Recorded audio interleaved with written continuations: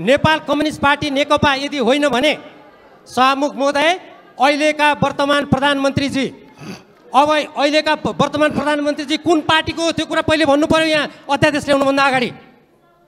प्रधानमन्त्री कुन पार्टीको हो भनेर सोधिरहेको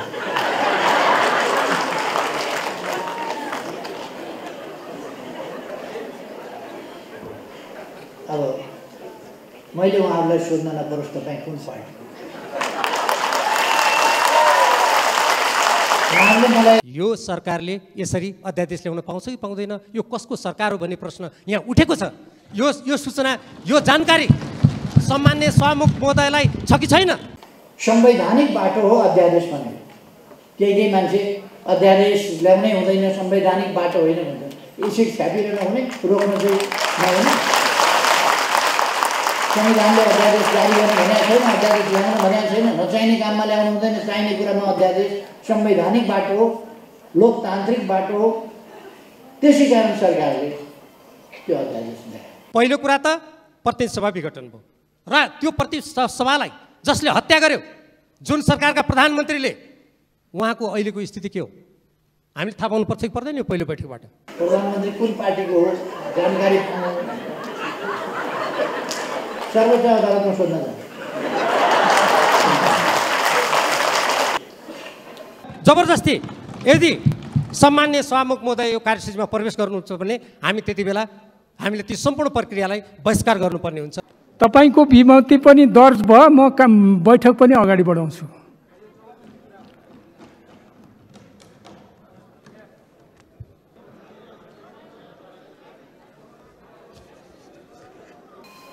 लडाईँ गरेर मुद्दा लडेर यति बेला चुनावमा जान्थ्यो देश। चुनावपछि एउटा राम्रो सरकार बन्थ्यो, त्यसलाई रोके मुद्दा हालेर।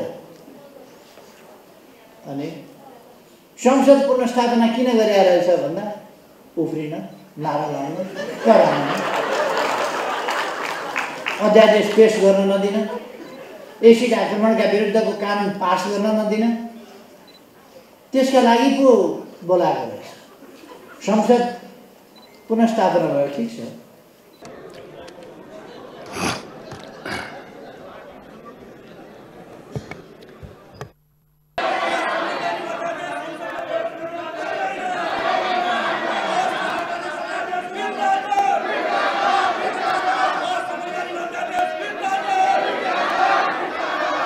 मैले प्रतिनिधि सभा विघटन गरेँ, दुर्दिन देख्नु थियो पुनर्स्थापित। प्रतिनिधि सभा पुनर्स्थापना भयो, चुनावमा जाने बेलामा नारा दिँदै हेर्नुहोस् त।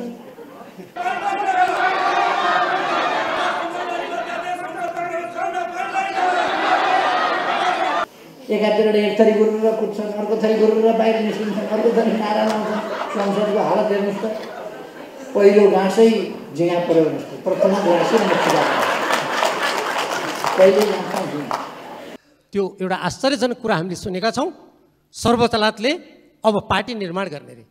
हामी यो कानुनी फैसला हो कि राजनीतिक फैसला हो? एउटा फैसला अदालतको जय जयकार, अर्को फैसला के फैसला गरे आयो? राजनीतिमा अदालतमा पाइन्छ। अदालतको फैसला मान्ने भनेपछि मान्ने। संवैधानिक बाटो हो अध्यादेश भनेको। केही मान्छे अध्यादेश ल्याउनै हुँदैन संवैधानिक बाटो होइन भन्छ। यसरी छ्यापिएर नहुने, रोक्न चाहिँ नहुने। संविधानले अध्यादेश जारी गर्न भनेको छैन, अध्यादेश ल्याउन भनेको छैन। नचाहिने काममा ल्याउनु हुँदैन, चाहिने कुरामा अध्यादेश संवैधानिक बाटो हो, लोकतान्त्रिक बाटो हो। त्यसै कारण सरकारले त्यो अध्यादेश ल्यायो। दुःखको कुरा। केही मान्छेहरू छन् जो अर्थ केही पनि देख्दैन। अर्जुनले माछाको आँखा मात्रै देखे जस्तै पद, सत्ता, स्वार्थ त्यो मात्रै देख्छ। हिजो मैले बोलिनँ, प्रधानमन्त्री कुन पार्टीको हो भनेर सोधिरहेको।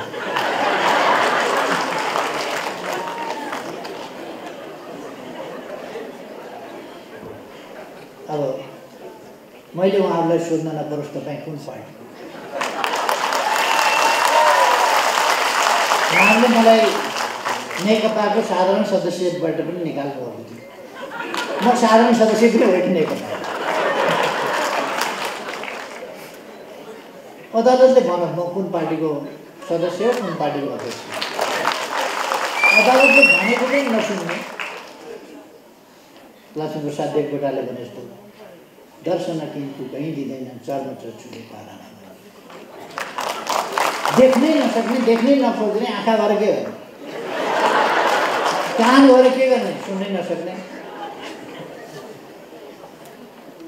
त्यो जन्मदैको दोष पनि होइन, कुनै रोग बिमारको दोष होइन, तर सुनिराखेको छ तर पनि सुन्दैन, देखिराखेको छ तै पनि देख्दैन। अब हुँदा हुँदा प्रधानमन्त्री कुन पार्टीको हो जानकारी सर्वोच्च अदालतमा सोध्न जान्छ। तिनै मान्छेहरूले समस्या पैदा गरे, लडाइँ गरेर मुद्दा लडेर। यति बेला चुनावमा जान्थ्यो देश, चुनावपछि एउटा राम्रो सरकार बन्थ्यो, त्यसलाई रोके मुद्दा हालेर। अनि संसद पुनर्स्थापना किन गरिरहेछ भन्दा उफ्रिन, नारा लाउन, कराउन, अध्यादेश पेश गर्न नदिन, एसिड आक्रमणका विरुद्धको कानुन पास गर्न नदिन, त्यसका लागि पो बोलाएको रहेछ। संसद पुनर्स्थापना भयो, ठिक छ, अदालतको आदेशलाई हामी मान्छौँ, पुनर्स्थापना भयो। अब पुनर्स्थापित संसदलाई देशका समस्याका बारेमा, जनताका समस्याका बारेमा छलफल गर्ने थलो बनाऊ। ती समस्याको समाधान कसरी गर्ने त्यसको छलफल गर्ने थलो बनाऊ। छलफल गर्दा माननीय भनेर अगाडि लेखेको हुन्छ, माननीय भनेर लेखिए जस्तै, माननीयले बोल्ने भाषा जस्तै बोलेर छलफल गरौँ।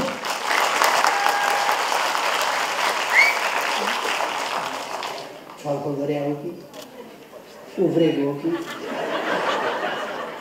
धामी नाच हो कि हिजो पहिलो दिन औपचारिक ढङ्गले पार्लियामेन्ट सुरु भएको छ। गुरुर कुदेर आएर वेलमा आएर नारा लगाएका छन्, कराएका छन्। के बिग्रियो त भन्दाखेरि एसिड आक्रमण विरुद्धको अध्यादेश टेबल गर्न आँट्यो सरकारले। त फेल गरे भइगयो नि, सक्छौ भने।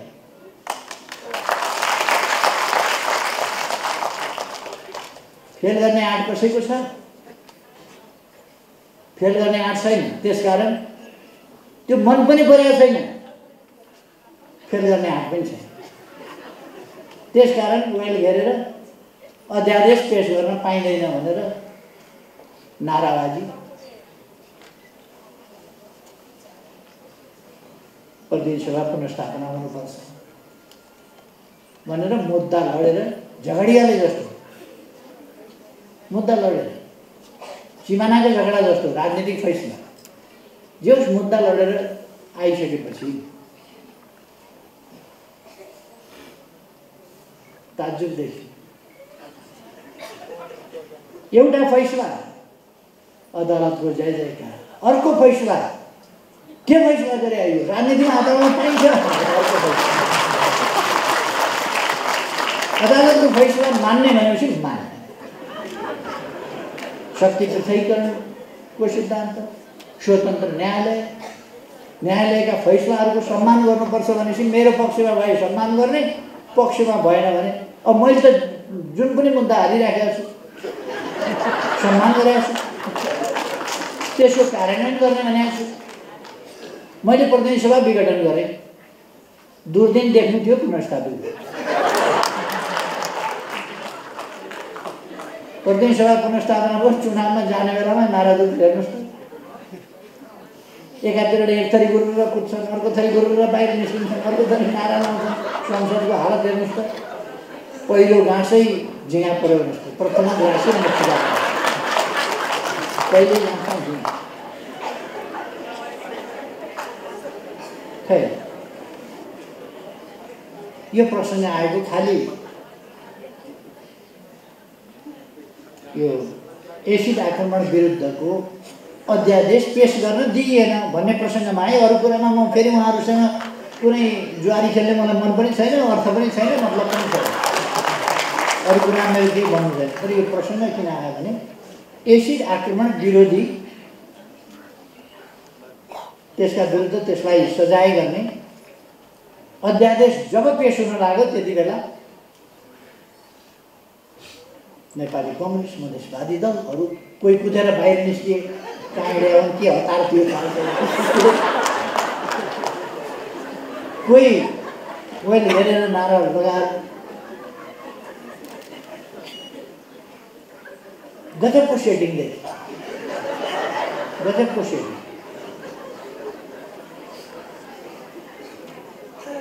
मैले धेरै केही भन्दिनँ, कसका भाषणकर्ता थिए, के थिए, कुन ओहदा कुन तहका भाषणकर्ता थिए, त्यतापट्टि पनि म जान्दिनँ। तर यस देशलाई कता लाने,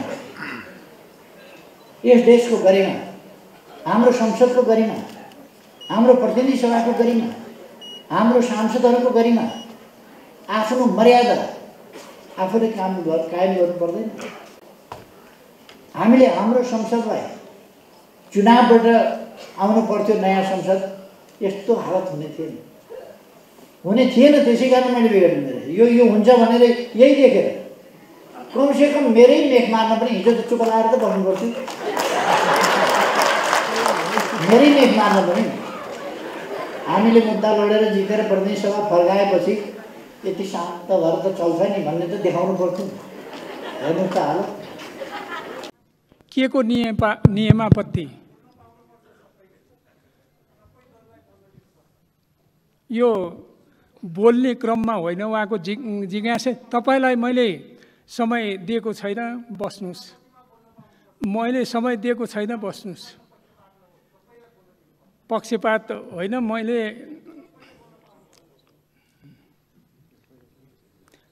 यो बोल्ने क्रमको कुरा होइन, बस्नुहोस्। नियम 20 को घमा सभामुखले अनुमति दिएपछि मात्रै बोल्ने कुरा छ, बस्नुहोस्। मान्य सदस्य, के छ तपाईँको? सम्मान्य सभामुख महोदयले समय दिनुभएकोमा म धन्यवाद दिन चाहन्छु। सर्वप्रथम सम्मान्य सभामुख महोदयले भन्नुभए जस्तै हामी नेपाली जनताको धेरै ठुलो मूल्यबाट दुई पटक संविधान सभाबाट लेखिएको संविधानमाथि जसरी प्रहार गरिएको थियो पुस 5 गतेका दिन, र जसरी त्यो संविधानबाट नेपाली जनताले आफ्ना लोकतान्त्रिक अधिकारहरूलाई सुरक्षित गर्ने र देशमा राजनीतिक स्थायित्वका साथ अगाडि बढ्ने। मान्य सदस्य, आफ्नो भनाइ 3 मिनेटमा राख्नु होला। सभामुख महोदय, यो 3 मिनटको प्रसङ्ग छैन यसमा, किनभने यसमा यति धेरै महत्त्वपूर्ण विषय छ।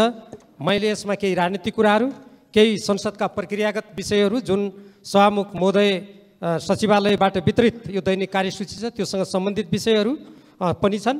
त्यसैले म सम्मान्य सभामुख महोदयलाई त्यो 3 मिनटको यो कुनै पूर्व निर्धारित समयको बन्देज नलगाइयोस् भनेर माग गर्दै मेरो कुरा अगाडि बढाउन अनुमति चाहन्छु। र हामीले त्यसरी एउटा आशा गरेका थियौँ र अघि सम्मान्य सभामुख महोदयले भन्नुभयो जस्तै सम्मानित सर्वोच्च अदालतबाट त्यो असंवैधानिक प्रधानमन्त्रीद्वारा गरिएको जुन प्रतिनिधि सभा विघटनको निर्णय थियो त्यसलाई संवैधानिक ठहर गरेर आज हामी पुनर्स्थापित यो प्रतिनिधि सभामा उपस्थित भएका छौँ। यसबाट संविधानमाथिको त्यो प्रहार आघात निष्फल भएको छ। तर सँगसँगै नेपालको राजनीतिक क्षितिजमा अनेक अरू प्रकारका समस्याहरू पनि सँगसँगै आएको हामी देखिरहेका छौँ। जे होस्, सम्मान्य सभामुख महोदय, यो जुन कार्यसूची छ म सर्वप्रथम त्यसको केही प्रसङ्गबाट प्रवेश गर्न चाहन्छु। हामीले सोचेका थियौँ यो सम्मानित प्रतिनिधि सभाका मान्य सदस्य जो यही प्रतिनिधि सभाको सदस्य हुनुहुन्थ्यो, जसको दुःखद निधन भयो, असामयिक निधन भयो, उहाँ हुनुहुन्थ्यो सानु शिवा, र अर्को प्रतिनिधि सभाका सदस्य हुनुहुन्थ्यो सूर्यबहादुर केसी, र त्यसै गरी पूर्व सदस्यहरू। मैले हामी सबैको हातमा कार्यसूची छ, मैले दोहोऱ्याइरहनु त पर्दैन, तर यो कुरामा जोड दिनुको लागि भन्नै पर्छ। यसमा दीपक बहादुर गुरुङ, माननीय पूर्व सदस्य डाक्टर राममान श्रेष्ठ, संविधान सभाका सदस्य मानपुर चौधरी, पूर्व सदस्य वीरबहादुर लामा, पूर्व सदस्य ओमकार प्रसाद गौचन, पूर्व सदस्य इन्द्रहाङ लिम्बू, संविधान सभा सदस्य भीमप्रसाद गौतम, पूर्व सदस्य कमान सिंह लामा, पूर्व सदस्य गङ्गादत्त जोशी, पूर्व सदस्य एकनाथ राणा भाट, पूर्व सदस्य कुवर प्रसाद शर्मा र पूर्व सदस्य डाक्टर शङ्कर प्रसाद उप्रेती, यतिजना जसले यो संविधान निर्माणमा लोकतन्त्र प्राप्तिको सङ्घर्षमा आफ्नो जीवनको आहुति दिनुभयो, उहाँहरूप्रति श्रद्धाञ्जली अर्पण गरिरहँदा अरू कुनै पनि कार्यसूची रहने छैनन् भन्ने हामीले अपेक्षा गरेका थियौँ। हामी सर्वप्रथम म स्वयं प्रतिनिधित्व गर्ने नेपाल कम्युनिस्ट पार्टी नेकपाको तर्फबाट उहाँहरूप्रति हार्दिक श्रद्धाञ्जली अर्पण गर्न चाहन्छु। तर सम्माननीय सभामुख महोदय, यो अरू कार्यसूची कहाँबाट आए?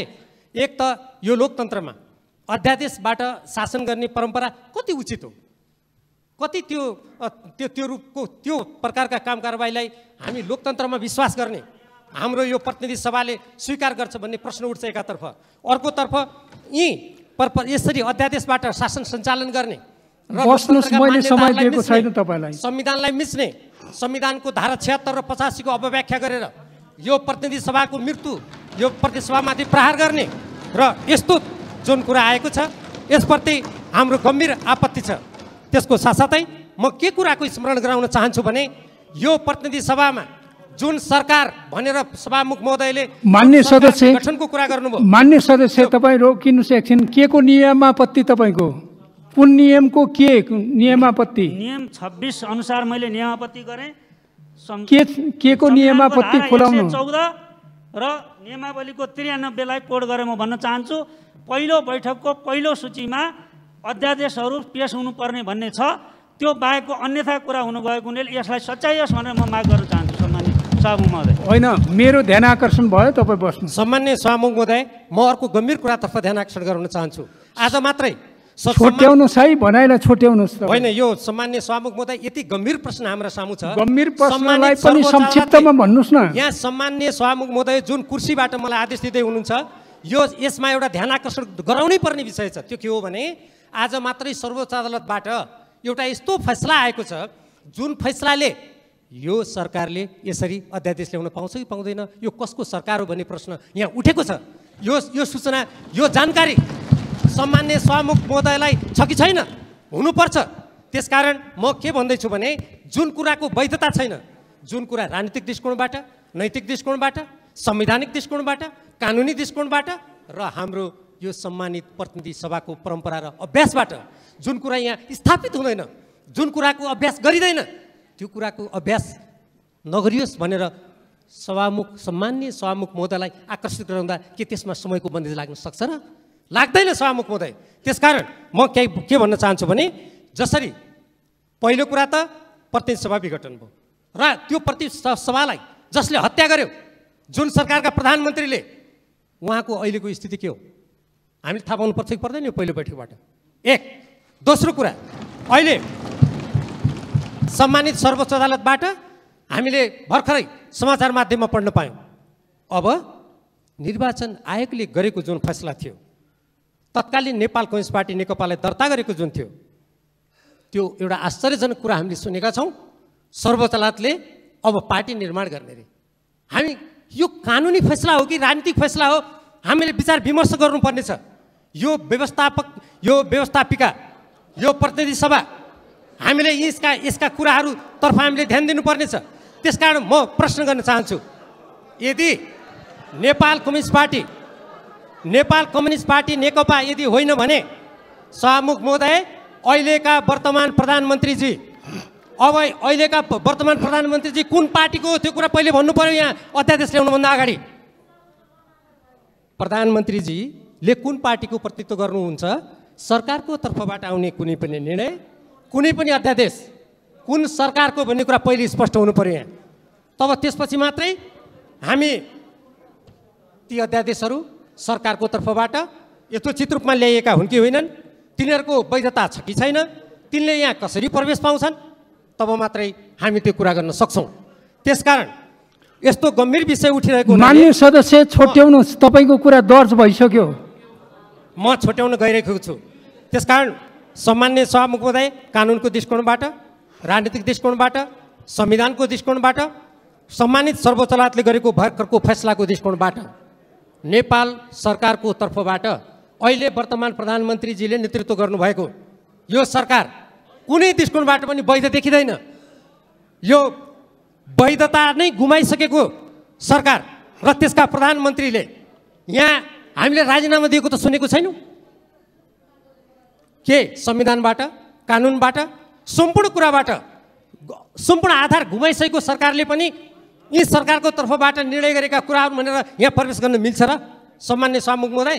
त्यसकारण यस्तो कुराहरू हुन सक्दैन। त्यसकारण सबभन्दा पहिले सरकारको स्थिति, स्वयं प्रधानमन्त्रीको स्थिति स्पष्ट हुनुपर्छ। तब मात्रै सरकारका अरू काम कारबाहीहरू अध्यादेश भनेको हो कि कानुन भनेको हो कि के भनेको हो, ती कुराले तब मात्रै प्रवेश पाउँछन्। त्यसकारण यसमा हाम्रो दल नेपाल कम्युनिस्ट पार्टी नेकपाको तर्फबाट हाम्रो यसमा आपत्ति छ। हामी यी हाम्रा भर्खरै दिवंगत हुनुभएका जो मान्य सदस्यहरू हुनुहुन्छ, बहालवाला पनि हुनुहुन्थ्यो, पहिले पूर्व पनि हुनुहुन्थ्यो, उहाँहरूप्रति श्रद्धाञ्जली गर्ने, उहाँहरूप्रति सम्मान गर्ने कुरामा हामी शिर निहुराएर श्रद्धाञ्जली अर्पण गर्छौँ। तर यसरी सरकारले सम्पूर्ण रूपमा वैधता गुमाइसकेको, आफै हत्या गरेको प्रतिनिधि सभामा आफै प्रस्ताव राख्नु त अलिकति राजनीतिक रूपमा अप्ठ्यारो लाग्दैन र सम्मान्य सभामुख? यो कुराप्रति हाम्रो आपत्ति छ। यदि सम्मान्य सभामुखजीले यो कुरालाई परिवर्तन गर्नुहुन्न कार्यसूची हाम्रो माग अनुसार भने यसमा हाम्रो विमति रहन्छ। हामी यो कुरालाई मान्न सक्दैनौँ, हामी अस्वीकार गर्छौँ र जबरजस्ती यदि सम्मान्य सभामुख महोदय यो कार्यसूचीमा प्रवेश गर्नुहुन्छ भने हामी त्यति बेला हामीले ती सम्पूर्ण प्रक्रियालाई बहिष्कार गर्नुपर्ने हुन्छ। धन्यवाद।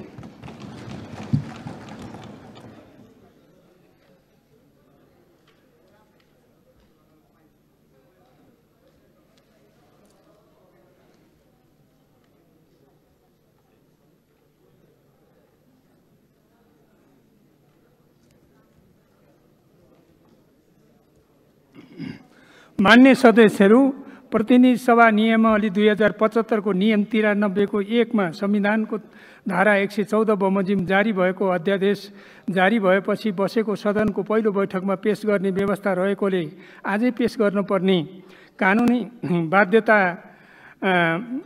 बाध्यतामा मान्य सदस्यहरू, यस कार्यसूचीमा अरू कुनै कार्यसूची छैन। राष्ट्रपति कार्यालयको पत्रको जानकारी बाहेक बस्नुस्।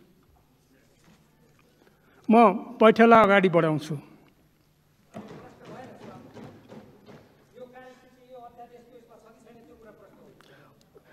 यो कार्यसूचीमा छ अध्यादेश। यो त कार्यसूची त प्रकाशित भइसक्यो नि त।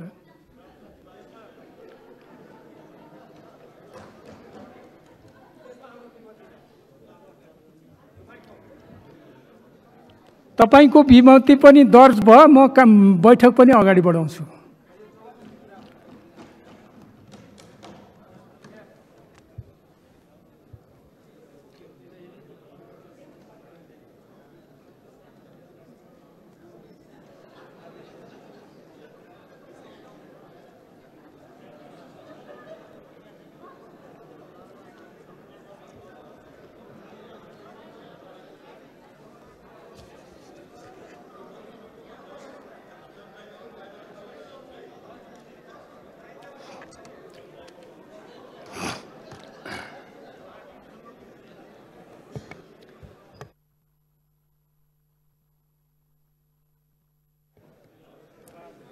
मान्य सदस्यहरू, राष्ट्रपतिको कार्यालयबाट मन्त्री परिषद गठन सम्बन्धी पत्रहरू प्राप्त हुन आएको छ।